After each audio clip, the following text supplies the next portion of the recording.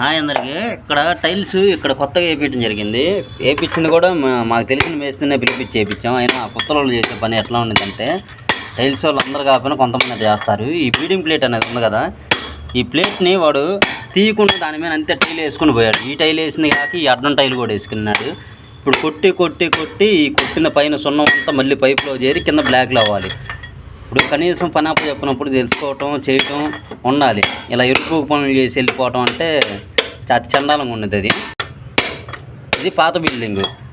అక్కడ water line పక్కనే ఉన్నాయి. ఇప్పుడు దీన్ని ప్లేట్ తీసే మూమెంట్లో దానికి అయిందనుకో, మళ్ళీ ఇక్కడ స్లాబ్ బెజ్జం ఇంకో 100 పని ఒకటి అనుకుంటే 100 అయ్యి ఓనర్ల దగ్గర మాటలు పిలిపించి చేయించినందుకు ఎందుకు ఇదంతా సొన. ఇదిగోండి ఒకటే అనుకుంటే ఇది ఎక్కడ కూడా ఇలాగే చేశారు. టైల్స్ వేయించుకునేటప్పుడు ఓనర్లు అయినా ఎక్కడైనా గమనించండి. ఈ పాత ప్లేట్ అనేది ఇట్లా ఉందంటే రెయిన్ వాటర్ దగ్గర ఇది తీపిచ్చేసి వాడి చేత శుద్ధి స్నానం పెట్టి ఊర కొట్టితే వచ్చిద్ది. అది శుభ్రంగా లేపేసి దానిలో పట్టో బొట్టో పెట్టేసి వేస్తే అయిపోయిద్ది. ఇప్పుడు మీరు చేసిన పనికి ఇప్పుడు ఈ టైల్ పడినా అంటారు, పైపుకి ఏమైనా డ్యామేజ్ పడినా కానీ మేమే చేసుకోవాలి. ఇదంతా రిస్క్ పని కాదు.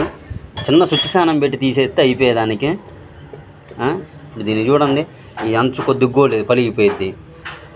పని చేసేటప్పుడు మైండ్ పెట్టి పని చేయాలి కొద్దిగా, దరిద్రులారా.